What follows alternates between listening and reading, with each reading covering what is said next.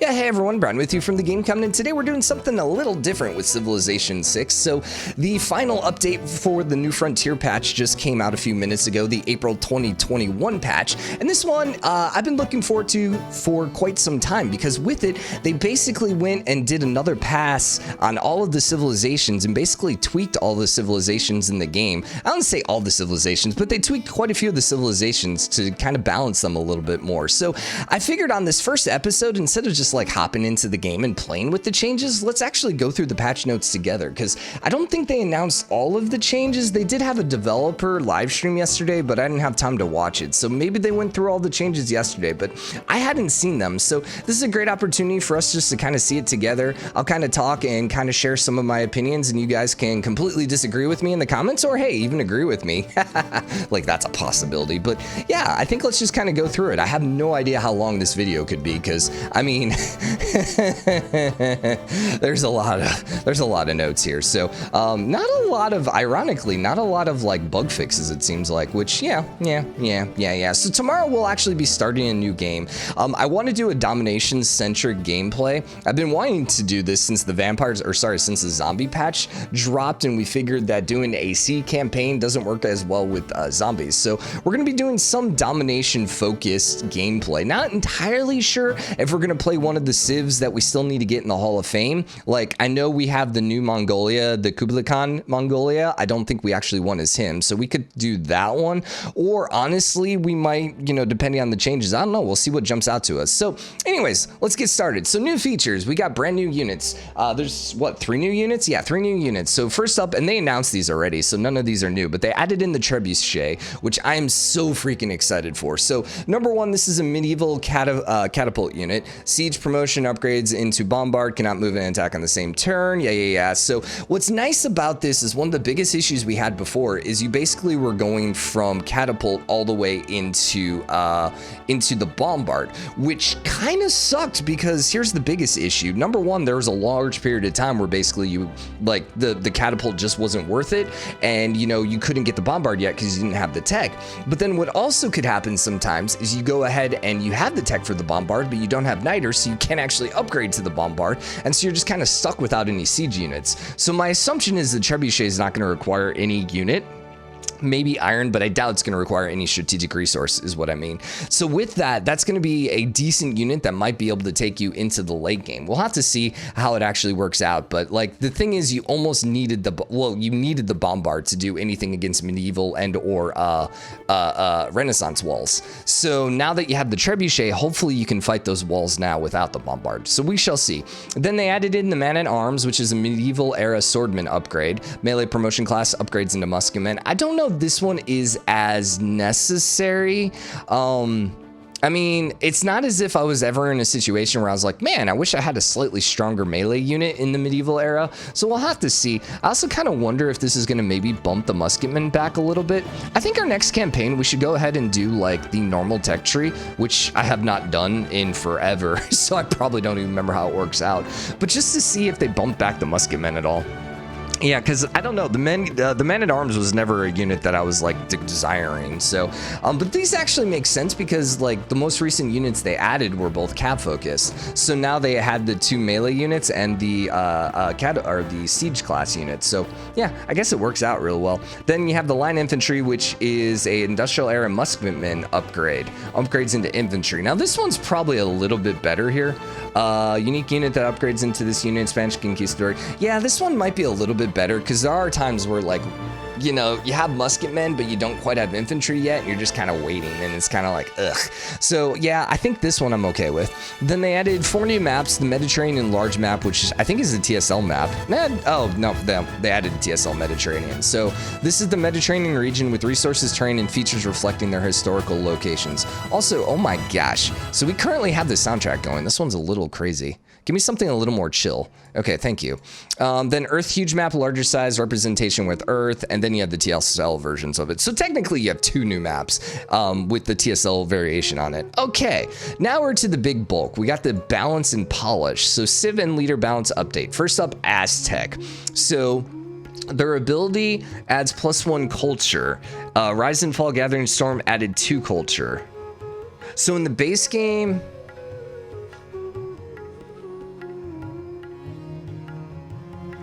So is this different? Hold up. Give me 1 second. I'm gonna pull up the wiki. All right, so I think what's happening here is they just, and ironically, you got to give credits to the wiki people because they've like updated it right away. So I think it's adding 1 culture, and then if you have Rise and Fall, it's adding 2 culture. Yeah, okay. So it had no culture before. It was 2 amenities, 1 great general, and 2 faith points. Which the funny thing is, overall, this building is one of, if not flat out, the worst unique infrastructure in the game, which is kind of hilarious.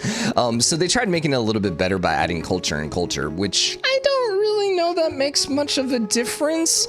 I mean, because here's the thing, if you're playing as the Aztecs, are you really going for a cultural game? I mean, I suppose, and I suppose if you're going for a cultural Aztec victory, then, you know, maybe it's not that bad, but like, okay, I mean, I get it, and probably not the greatest thing in the world, but sure, that's a minor change. I would definitely classify that. Then we have Australia. Coast is now a tier 2 start bias.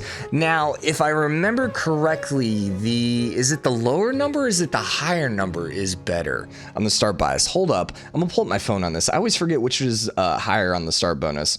I have a document on my phone that tells me all the star biases. I actually need to go back and like add it and change things now with the newer stuff. Okay, so the lower the numbers, the higher start bias. So Coast is now a tier 2 start bias. Let's see if they had one before. They had a tier 3. Okay, so they basically made them a little more likely to start on the coast, which works for Australia because you kind of want to be on the coast. Okay, so yeah, that's not bad. All right, Canada, the last best west, increases the yields of mines and lumber mills on snow, tundra, snow hills, and tundra hills to 2 production. So essentially, here was the thing with Canada before. You really never wanted to be on tundra. Like, yeah, your tundra was better than other people's tundra, but your tundra was still worse than like normal territory. So what this essentially allows them to do is to actually make their tundra territory be as, you know, equivalent to non-tundra territory, which is gonna 100% make Canada way better. Also increases the yield of camps to these terrains to +2 food. Farms provide +2 food on these terrains. We're gonna have to actually like hop in there and see what it looks like, but just from looking at the numbers, this is just gonna make a huge difference in how Canada plays. Because like right now, Canada, like I would go so far to say one of the worst, if not the worst civs in the game before this. This actually probably makes them, you know, halfway decent. I'm excited to see how they're going to work out here with a AI only series. Okay, so then China, dynastic cycle. When completing a wonder, receive a random eureka and inspiration from the era of the wonder. Interesting. What was theirs before? Okay, pop out from here and come down to Chinese. Then the dynastic cycle. So inspirations give extra science and culture. Completing a wonder grants Eureka and inspiration as well. So instead of just getting 10% inspiration in Eureka,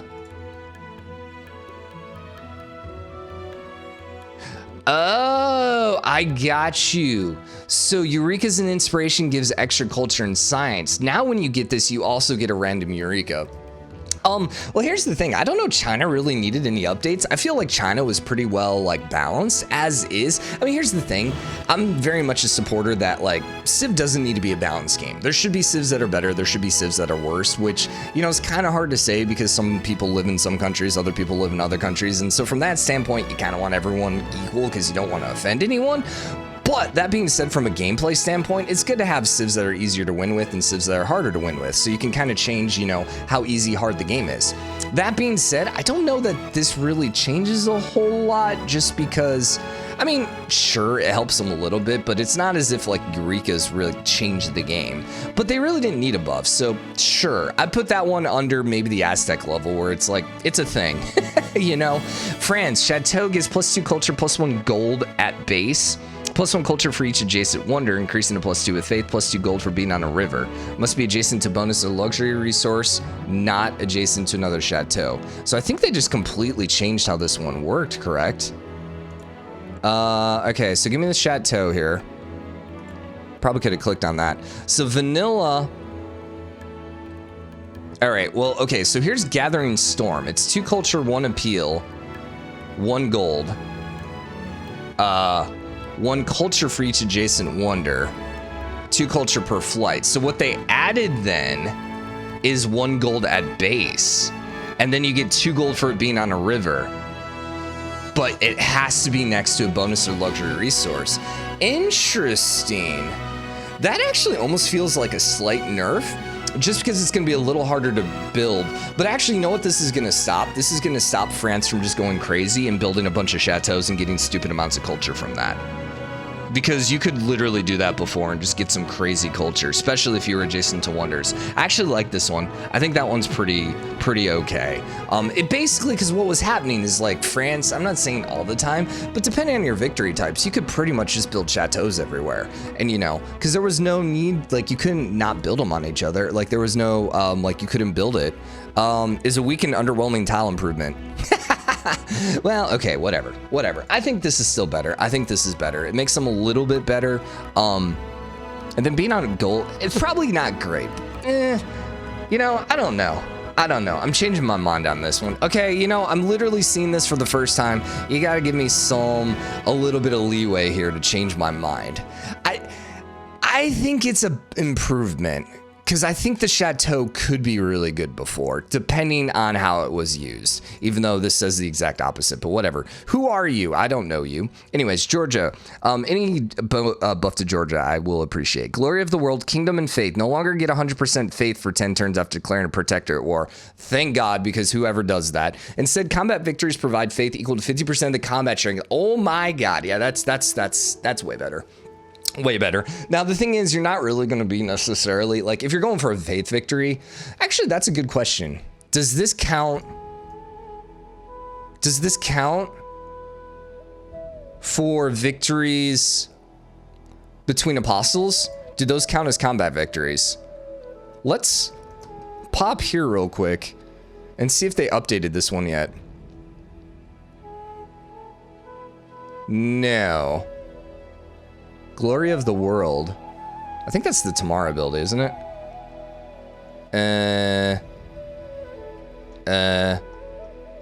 Where's her thing, man? Leader bonus. Yeah. Equal to 50% of the combat. Each envoy sent to a city-state counts as 2. So they did change it. Here is what I mean. Yeah, I'm not sure. So if that counts with the apostles, then hell yeah. If it's not the apostles, it's okay. But the thing is, if you're going for a faith victory, generally you're not going to necessarily be fighting wars. Although, you know, maybe so. I mean, Tamar's all about being defensive. So yeah, maybe from that standpoint, it's good, you know. I don't hate it. I don't hate it. Also, I love how I have the house sailing as I'm trying to buy a house right now. Yeah, thank you, Google, for spying on me, but whatever. Okay, Germany, rivers are now a tier 5 start bias, which I think is a nerf, actually, because Germany didn't start... Let's see, Germany before, nope, they didn't have a tier, they didn't have a start bias before. So now that they have a start bias for the rivers, they're a little more likely to spawn on rivers. The fact that it's tier 5 is actually the lowest one. So basically what happens when the map's being generated, anyone with the tier 1 is gonna spawn first, then tier 2, so on and so forth. So if all the rivers are already taken, Germany won't get a river. But if no one took a river and there's a start position on a river, Germany will get it. So yeah, that's fine. It's not like Germany really needed help either, but anyways. Greece, Thermopylae added +1 combat strength for every military policy slotted. Say what? Hold up. What's the Thermopylae? Thermopylae, killing a unit provides culture equal to 50% of its combat strength. Okay, but +1 combat strength for every active military policy in your government. Holy crap, that's actually really nice now. So if you roll with her and then you go like super aggressive, like monarchy and stuff like that, I mean, that's okay. So let's just throw this out here with monarchy. Monarchy has 3 military policies, correct? If I'm thinking correctly. So that means by just default, Greece is gonna always have +3 combat strength. That's actually ridiculous. That's not gonna be Pericles though, right?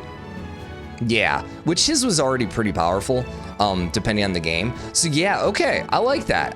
That takes Gorgo from, I feel like, one of the weaker civs in the game to one of the stronger civs. And to be straight up honest with you, you don't really want to fight her in a game now. I hope they actually changed her agenda so that she also has a little more bias towards like monarchy and the more military heavy policies. We'll have to see though, but that's interesting. I like it. That's a good change for her. Okay, Inca. Lots of ones here. So added +1 production to mountains when the game reaches the industrial area. That's fine, because the mountains were fine, but they weren't overly powerful. I mean, essentially, you would still rather have a hill territory, so yeah, that's not bad. Terrace farms now get +1 housing. That's good, actually, because generally you're not going to get as much housing as the Incas, because you're not going to have as much farms and stuff like that, potentially. So yeah, that's good. So you don't need as many terrace farms. And then mountains now are a tier 2 start bias. Interesting. I don't know what they were before. I would assume they were probably tier 3. I can't imagine they would have lowered the start bias. So I feel like they probably buffed it. I don't think Inca is on my list because the document I have is a little older. Oh, no, I lied. I do have Inca. It was tier 3. Okay, good. So coast tiles are now tier 3 for Japan.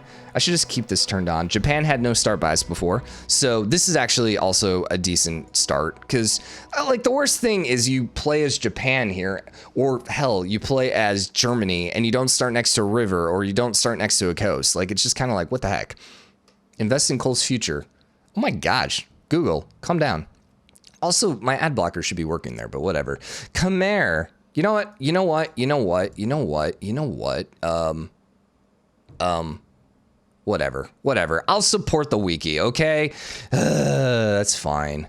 I don't really even use this computer, so the ad blocker really doesn't get used much anyways, but whatever.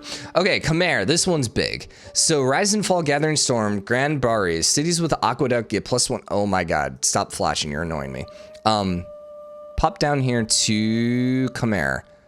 I'm excited for this one because maybe they're not hot crap anymore. So cities with aqueducts get +1 amenity and 1 faith from every population. Okay. +2 food if adjacent to an aqueduct, +1 faith if adjacent to a holy site. Now, what was that before is the question. I don't remember. I don't think you got the amenities for it. Also, I don't know you got the +2 food. I mean, here's the thing. I still don't like to build aqueducts, but, you know, maybe I'll build an aqueduct now. Then let's see. Monasteries of the King Holy Sites are granted a major adjacency bonus with rivers. Culture bomb food equal to adjacency bonus +2 housing if on a river. Okay, yeah, that's really nice. Does Khmer have a river bias? Yeah, tier 3 river. Okay. And then Prasat, +6 faith, +0.5 culture for every population. Get 10 tourism per cities with 10 population. Cities with 20 population are granted double this number. Interesting. So it gives you 6 faith total, which is a lot. It replaces the temple, right? Yeah, it replaces the temple. 0.5 culture for every population. So that's new. Oh, no, maybe not. I don't know. This looks updated. And then 10 tourism in cities. So it actually, in size 20, I understand what they're doing here. Okay, so they want you to build an aqueduct. They want you to build the holy sites on the river. And then they're giving you a bunch of food and they're giving you a bunch of housing so you can get your city super large so you can get some crazy freaking faith numbers. Okay, so their goal now with Khmer is to just basically make gigantic cities. Okay. I don't think it's great just on initial, you know, because having giant cities is not always the greatest thing, especially since, what, you get 1 amenity here? Cool. That really is not going to help a city with 20 freaking population. But you know, I'll hold my final judgment until we actually see it in game. All right, Congo relics, artifacts, sculpture also give +1 faith. Remove great writers from his additional great people points. Ah, interesting. Okay. But getting a little bit of extra faith, which is kind of hilarious because, you know, Congo, you can't win a religious victory. So it's like, what? Sure. You know what that's actually going to be useful for? Great people.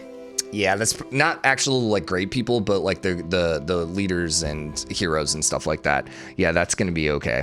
And then, yeah, also purchasing great people too with faith. Okay. I mean, that's fine. That I'd put in the, who cares? Korea, Rise and Fall, 3 kingdoms. Mines now get +1 science for each adjacent district. Farms now get +1 food. Is that a nerf? Is that a nerf? Because Korea did not need to be buffed. I think that's a nerf.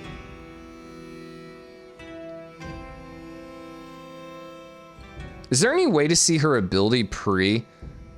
I wish they would tell you what it was before. Mines get +1 science for each adjacent district. Farms now get +1 food for each district. I think it might have been 2 before. Okay, actually, you know what? We could probably read it here because I doubt they updated this stuff. What is that? The leader ability? That's her civ ability. Okay. Leader ability? Victory type? Each of which subtract 1 from its base yield of 4. No. Even though base yield of 4, yeah. Gathering Storm, it's hampered. Yeah. +1 science. And farms gain bonus food. Maybe they already changed it. I don't know. Huh. Yeah, I have no idea what the difference is on that. So if it was a nerf, cool. If it wasn't, I mean, really, it doesn't seem like that big of a nerf. I don't know, maybe it was plus more science. I have no idea. Anyways, Mapuche, good. He needed a buff. Cities with established governor gives extra culture, production, and combat experience towards all units trained in the city. Also, by the way, if you guys know the difference, let me know in the comments. Might have to make a part 2 when you guys tell me what actually changed here. Cities with established governor, by the way, provide +5 culture, 5 production, 10 combat experience towards units trained in the city. That's nice. That's nice. These numbers are triple in cities not found by Mapuches. Okay. All cities within 9 tiles of your governor gain +4 loyalty towards your civilization. That is awesome. That is interesting. So you can do some crazy stuff now in city flipping with Mapuche. Like putting a bunch of loyalty pressure. And actually, I love that.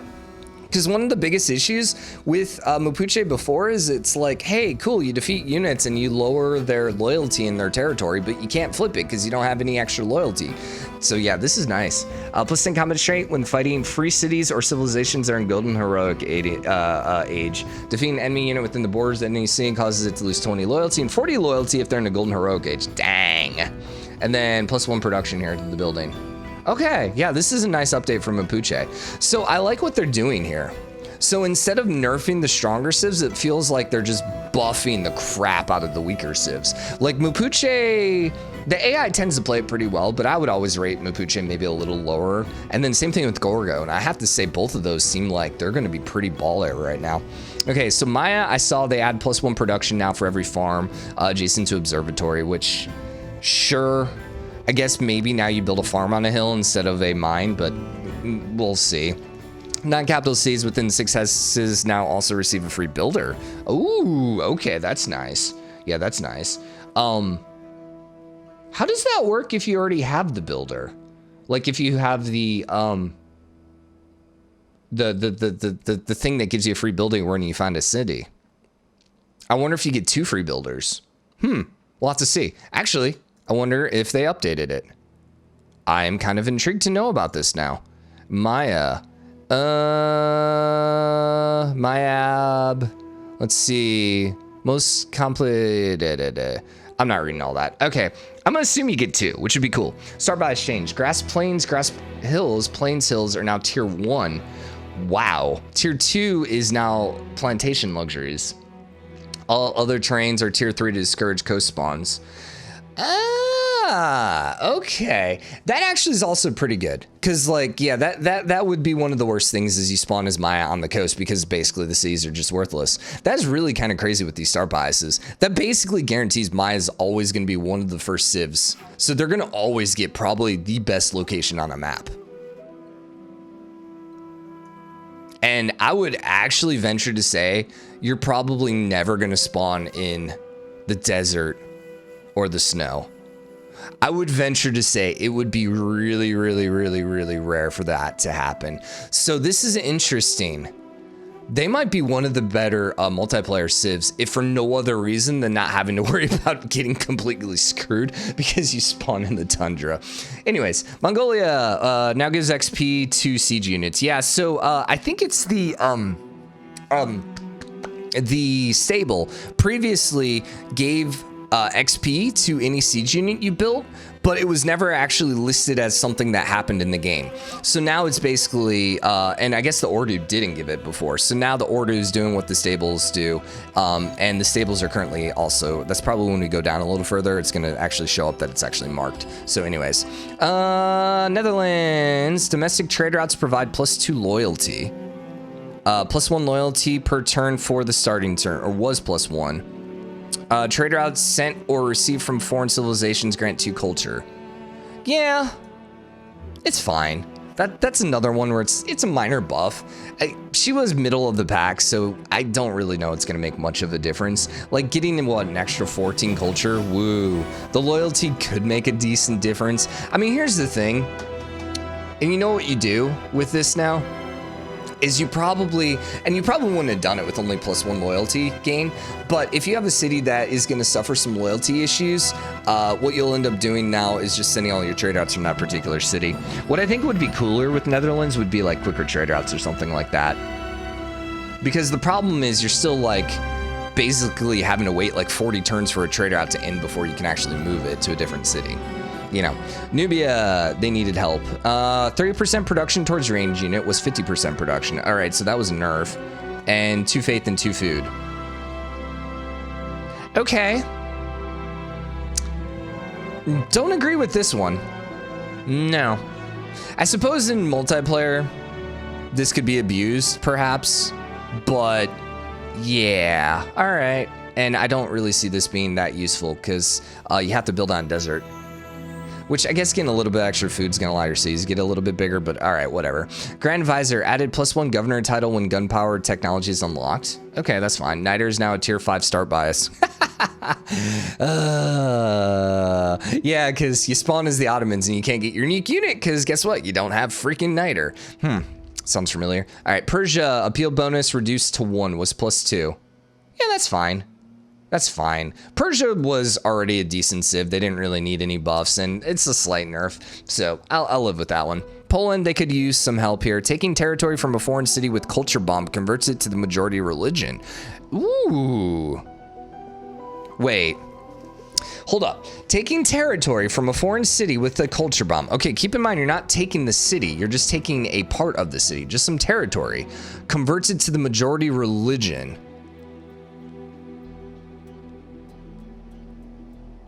So what I'm hearing, and I think how this is working, is so if I don't have a religion and I culture bomb take it, that city then is going to become whatever my majority religion is. Sure. I don't really think that helps Poland, but okay, fine. Russia apparently got nerfed, by the way. Reduced the number of free tiles in cities to 5 was 8. Oh my God, Russia got nerfed. Oh my God, it happened. And moved the Great Writer point to the shrine, the Great Artist point to the temple, and the Great Musician point to the tier 3 worship building. So I did read about this. Apparently they're trying to nerf them because they usually just have way too many great people just hanging around, which apparently they still do, but yeah, okay. All right, so poor Russia never ended up winning the AI only series while it was one of our series while they were super crazy overpowered. I'd have to say, I don't think Russia's going to be the most overpowered cived anymore.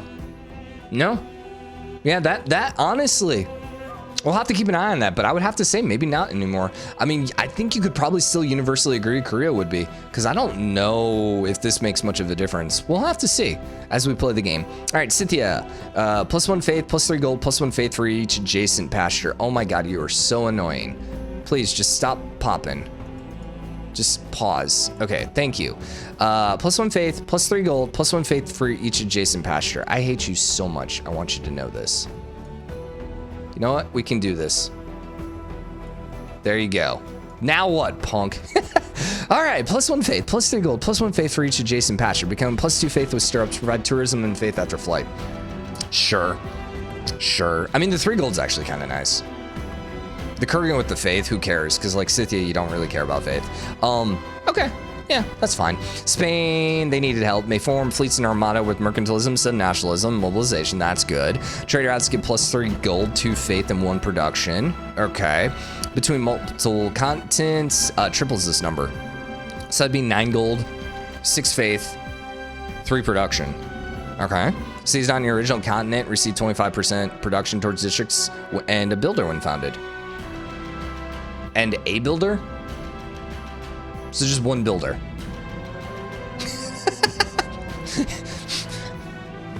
All builders are just 1 builder. Either way, really nice. Yeah, I can dig this. Spain, I think, will be actually halfway useful now. And it kind of puts them now on par, I think, with Portugal. So Inquisitors can remove heresy one extra time. Inquisitors eliminate 100% of the presence of other religions. Combat and religious units have +5 combat strength to give players following other religions. We shall see. I still don't like the idea of Inquisitors, but they might be worth it here if you can just eliminate 100% of their religions. It's just you can't go offensive with them. Combat and religious units have +5. I mean, here's the thing. The religious units getting +5 combat strength is going to be nice.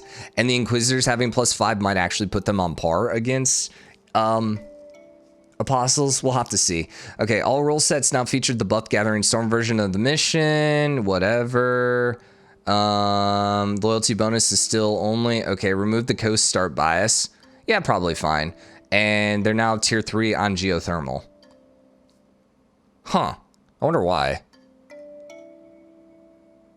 Because nothing here is geothermal based. Alright, sure. I guess maybe to get some extra science early game? I have no idea. Anyways, Sumerian Adventures added +5 combat strength to units when they or their ally are at war with a common foe.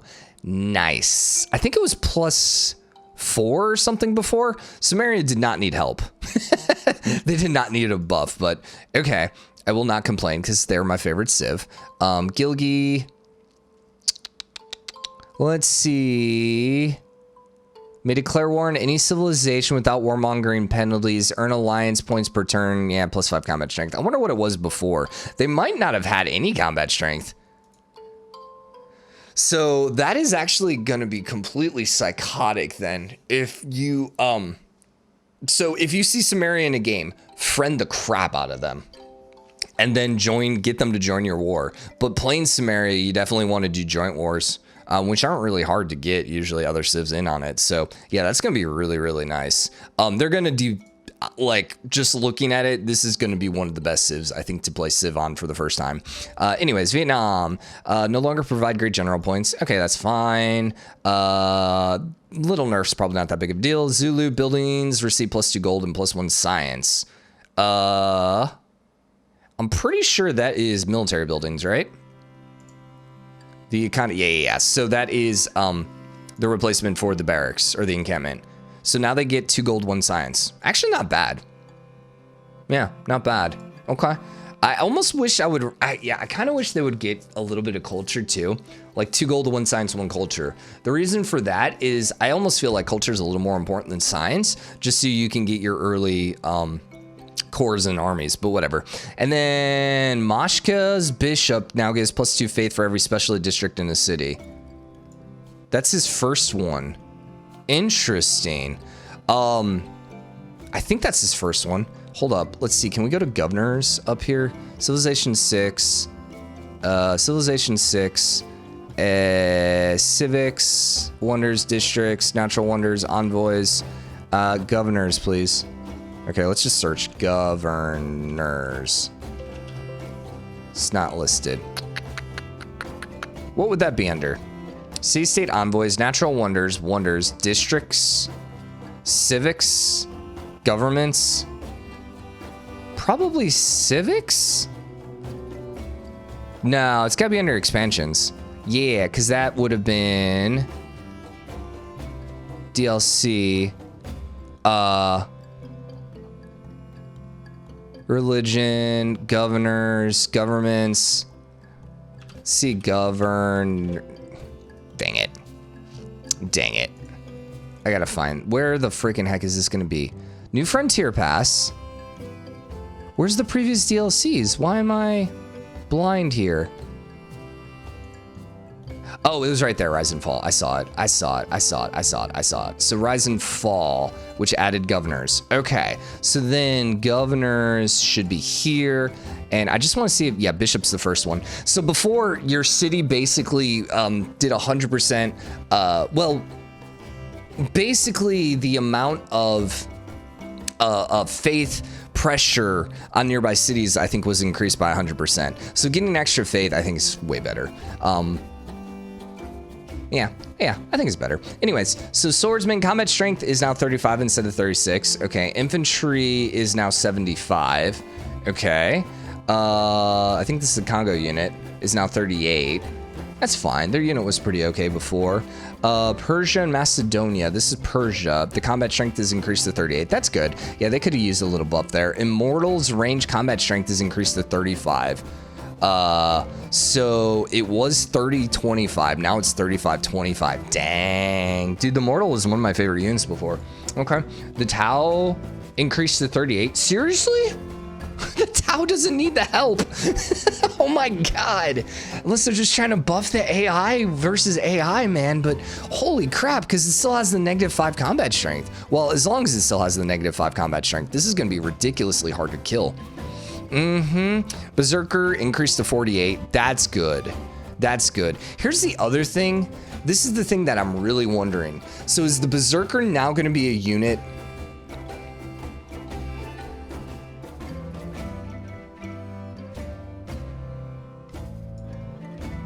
Berserker.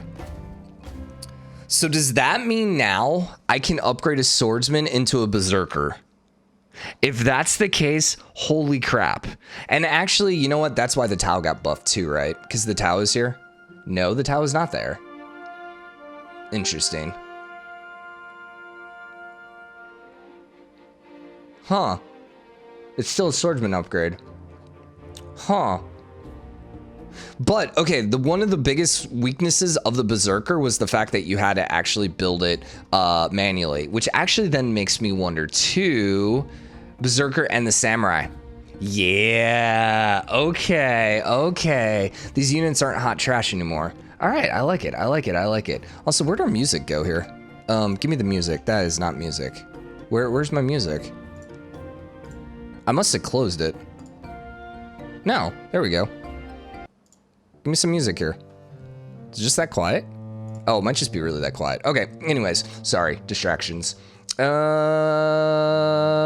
Okay, here we go. The Kezavar is now 48 as opposed to 45. Conquistador is now 58. Plus 10 combat strength, there's a religious unit in 1 tile.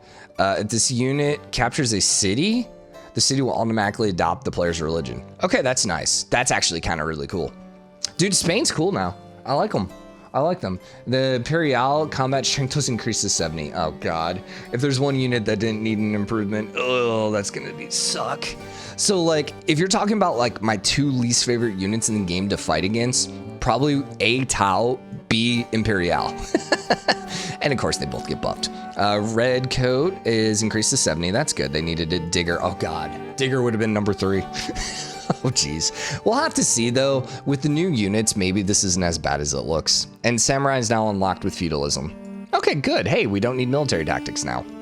All right, melee gun is increased to 70. Good, because it was kind of hot trash at a certain point in the game.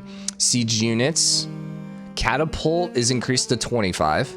Sure. Domri is increased to 40. Yeah, that's fine. Bombard increased to 45. Sure. Rocket artillery is 7100. Yeah. I mean, yeah, these are fine. And I mean, here's the thing. It's just all they did was just increase the melee combat strength of the catapult, not even the ranged one. And the Domri got buffs to both. You got buffs to bow. Nope, just to the melee again. I actually don't know if I like that, because I feel like the siege engine shouldn't be able to fight against the melee units, but maybe with the new melee units, that's why they felt it was necessary. Okay, anti-cap pikemen combat and strength increased to 45. Good, because they still suck. You're now 45. AT is now 75, and modern AT is now 85. And then the hoplite combat strength is increased to 28. Now, the thing that's going to be really crappy about this is going to be barbarians too. And with the melee units not being as strong, I fear for the barbarians, man. All right, like Cav, increased to 46. Yeah, that's good. Yeah, Corsair was a little weak. You're 49, Cav's 48, helicopters 86. Okay, good. Mountie is increased to 62. Added additional national park charge. And it's only 290 production. Okay, the mounting might actually be useful now. The Malin Raider, okay. Also not bad. And you can upgrade it to Cav. Okay. Yeah, both of those are good. So Mapuche, Canada, and Spain are all now usable, I feel. Okay, Rough Rider Teddy replaces the Cuirassier. Upgrades to tank. Now ballistics. Okay, so it's a little easier to get. Combat strength is increased to 50 from 48 from the knight. Mamluk is 50. Okay. Upgrades to cuirassier. Yeah. Increased to 55. Okay, that's good because this was not particularly strong before. Tagma is increased to 50. Tank is now 85. Interesting. Modern armor is now 95, which these are going to now be. These are probably now going to be a little bit more feasible against the Death Robot. Winged Hussar was 64. Okay, that's actually significantly better then. Cost though is increased to 330. And maintenance is 5, dang. Okay, and then the Varu upgrades to the Cuirassier. Oh, thank you. Oh, thank you, game. That was like the worst part about India is having Varu that basically just can't upgrade until tanks. Oh, that's nice. Okay, ranged cavalry. Actually, that might make India now not horrible. Anyways, so the Keshig is increased to 35 and 160 production. Not bad. Not bad. I mean, they weren't horrible before. Mongolia was not bad in the least bit, but yeah, this is kind of interesting. And the horse archer melee combat strength increased to 20. Upgrades to crossbow. Okay, fine. Crouching tiger is a little cheaper. Great. Yeah, let's. Oh, that's China actually. Wait, right? Right? China was crouching tiger, right? Yeah, okay. At first I saw the crouching tiger and I thought it was Korea. And I was like, come on. Yeah, no, they got the other one. Yeah, that's fine. Naval melee destroyers combat strength is increases to 85. Yeah, that's fine. Missile cruisers increases to 75. Probably making this, I think the goal is maybe to make this on par with bombers, number one, and number two, probably to compete against death robots. That's kind of my thought here. Because death robots are just like destroy everything late game, which is kind of the point. But you know, if you have a bunch of other units, they shouldn't just instantly melt to a death robot. Sea Dog is increased to 55. U-boats no longer require oil. Thank you. Because these were like pretty much impossible to get. Because like oil is somewhat hard to get, and usually by the time you got oil, you were kind of past the U-boat tech. Dependent, but yeah. Warrior monks now a little bit better as well. Okay, so allied cities will no longer be shown as espionage destinations. Sure, didn't change anything. It's just a bug fix basically. Buildings with overrides will not correctly receive yields. Okay, idle governors now must be addressed before advancing the next turn. I don't know if I like that, but okay. Actually, no, that is good. So what was happening before is you would lose a governor. They would get like killed or something like that. And then when they came back, you just wouldn't even notice it until like 20 turns later. So this is actually kind of nice. All right, the chariot archer was not being counted as rage cav. Okay, Sounds Foundation would go obsolete if they're no great scientists. Okay. Bavarians would not receive adjacency bonus when adjacent to observatories. Who cares? These are just bugs, yeah. Keshig would not get combat strength, whatever. Emotep's unique ability to not scale. Yields report, yeah, that's fine. Bonus resources would not be removed after a district's built on it. Oh, interesting. Invention policy card would grant 2 instead of 4 engineer points. Okay, that's fine. Ah! That actually makes sense, because I feel like I used that a couple times. I don't think I actually noticed it wasn't giving me 4 engineer points, but okay. Okay, that's worth noting. Culture domination turned clarified in culture victory section of world rankings. Culture domination provides ongoing effects. International trader routes to foreign cities. You culturally dominate, provide +4 gold. Oh.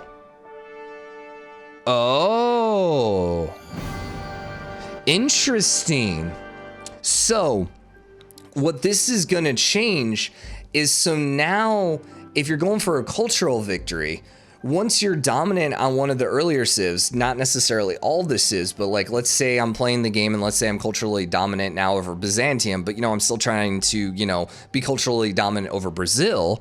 Now I get +4 gold to any trade route I send to Byzantium. Any spy mission to Byzantium are 50% completed quicker, and I get extra loyalty pressure on them. That's kind of cool, because this is gonna allow you to get more cities, more gold to buy more great works, and probably more gold to buy more great works or steal more great works. It's actually kind of interesting. I like it. Red Death, I don't really care about. Ethiopia, vampires no longer get the benefit ignoring walls during a city attack when adjacent to siege towers. Aww. Aw, don't nerf my vampires. Issued a notice would fail to appear for the second secret society discovered. Oh, okay, that's fine. Flick skipping issues with secret society unique buildings. Okay, whatever. Pirates don't care about. Hero combat strength has been adjusted to match the new base units. Sinbad fortune. No! They nerfed Sinbad. No! I mean, he needed it. He needed it. Recalling heroes now costs 15% in Khmer. Interesting. Himiko's inspiring grants +5 combat strength instead of +10. Yeah, that was ridiculous. I can see the nerf there. +1 faith for heroic relics. Okay. Let's see. 2 extra hero relic slots could appear. Whatever. Heroes could remain on the map. Interesting. Never seen that. Questing Knight would not have the correct melee strength during the Atomic Era. Okay. So really, they just nerfed Sinbad and Himiko, which probably about right. Although I don't know that makes some of the other heroes worth it, but sure. I kind of would like to have seen some buffs on some of the other ones, like for example, Questing Knights. Like I feel like the Questing Knights should just be a permanent unit personally, but whatever. Whatever. Vietnam and Kublai Khan industry improvements cannot be built on luxury. Okay. Added failed tax. Okay. Kublai Khan's bonus multiple cities. All right, fine. Barbarian Clans. Increase the spawn rate for Cav. New notification when they convert to a city state. Missing Civilpedia. Okay. Treat with tribe menu. Okay. They're now searchable. Fix an issue that prevented them from spawning. Gold would be gained by dispersing. Barbarian camps would be left undefended. Coastal raid command would not disperse. City states converted. Okay. Just trying to see. I feel like these guys should turn into a city state a little slower. It doesn't look like they changed that. Yeah, I feel like they spawn out as city states a little too quickly and a little too often. Personally, like I almost feel like they should only become a city state if you start contributing lots of gold to them personally, but whatever. Portugal, chance for new zombies to spawn after a city attack is affected by the population. Ah, interesting. Spies will now be killed by a failed zombie outbreak. That's hilarious. Fix an issue where the VFX for modern zombie trap wouldn't loop properly. Okay, cool. Improved ability for naval units to heal. Cities will not build ships for future operations if they're on a lake. Thank you, game. Thank you, game. Increase desire for districts and improvement. Sure, whatever. And then UI stuff. I don't think we care about any of this. Okay, well that's interesting. So we can see there's a lot of changes here. What jumps out to me? Definitely the fact that Spain, Canada, freaking heck man, Gorgo, and Mapuche now are all going to be super, I think, relevant. I'm not going to say great, but I think they're definitely going to be better than they were. Like, Canada is going to be fun to play as now. I don't think they're going to be overly dominant. Like, I'm not going to imagine AI Canada is going to go win the next AI only series. I don't see that. But they're not going to be just hot trash anymore because, you know what? They're going to actually have decent tiles now. So that's going to be good. Mapuche, they were already fairly good with the AI, so they're going to be a scary civ to play against. And then probably the same thing with Spain. Probably not so much because I don't think the AI is going to be able to utilize them, but I imagine playing as Spain is going to be, you know, pretty decent. Like, here's the thing. If I was playing in a multiplayer tournament and it was like pick between 1 and 2 civs and one of them was Spain and one of them was someone else, like basically before I would probably pick pretty much any other civ besides Spain before. Now, I might actually go with Spain. I definitely would go with Mapuche. Probably wouldn't go with Canada. Unless, of course, it was like Khmer. Now, Khmer, I think Khmer is going to be fun to play as, but I think this is 100% let's make as large as cities as possible. I don't think he's going to be particularly great. Starting on this coast with Japan is going to be decent. And what's going to help now is you don't need to necessarily play Japan on a naval map. With the coast star biased. So I think that's going to be fine. I don't know that this was a major change here. The Gorgo one is crazy good. Like, Gorgo is legit now in multiplayer, I think. I can't even imagine Because the late game bonuses you can get? Because what are the late game governments? Isn't it like 6 or 7? Boost? Let's see, governments. Were they not here? Governments, there we go. So, governments, here we go, government. I want to see the list here. Give me the final tier governments. Okay, so you actually only have 3 military ones. Oh, okay. Never mind. I thought it was a lot more than that. Monarchy only has 2? I thought monarchy had 3. All right, I guess I was thinking of communism. Or, yeah. Okay, so it's not as good as I thought, because the most you can get now out of it's 4. For fascism. But still, that's pretty nice. Plus 4 combat strength is a pretty big deal. So, okay, it's not as good as I thought. I thought there was a lot more military in some of those, but still, I think this is gonna be nice. I think playing as her against the AI is gonna be a lot easier now too with this, just because it's gonna give you just a little bit of nice passive combat strength, which is gonna put you a little more equivalent, especially on deity against deity AI. Like, here's the thing. If you're playing on, what is the one above Prince? Shut up, music. So if we, what's the one level right above Prince? Oh, hey, new launcher too. Interesting. Huh. What was that other game? Borderlands? Oh, yeah. And Wolfenstein, I think, right? Let's see if Direct 12 works. Yeah, that launcher is interesting. So anyways, it's Prince, and then it's, I'm trying to remember, Emperor? Is Emperor the one above it? But anyways, if you're playing that one level above, that actually is really nice with Thermopylae, because essentially what's going to happen is any government's going to basically have one military policy slot, most any government. And so that's going to basically make you equivalent now to the AI and the difficulty level. They're not going to get any bonus difficulty over you in fighting combat. So, all right, well, I'm not going to wait for this to load. So hope you guys enjoyed the episode. Drop in the comments. Let me know your guys' thoughts on the changes, number 1. Number 2, also let me know what I missed or some of the changes that I might have like forgotten. And we might do another one, like a kind of post like, hey, this is actually what I think now that I put some thought into it. Also, now that I realize that this does this. Kind of like how I thought Gorgos was super great. Now I'm like, oh, yeah, it's fine. It's good, but it doesn't put Gorgo in top tier at all, I don't think. But anyways, hope you guys enjoyed the episode. Tomorrow we will be back. Who are we going to play as? Who are we going to play as? I don't want mods. Hall of Fame. We want a military. We got Alex. We do have Alex. We also have Rough Rider Teddy.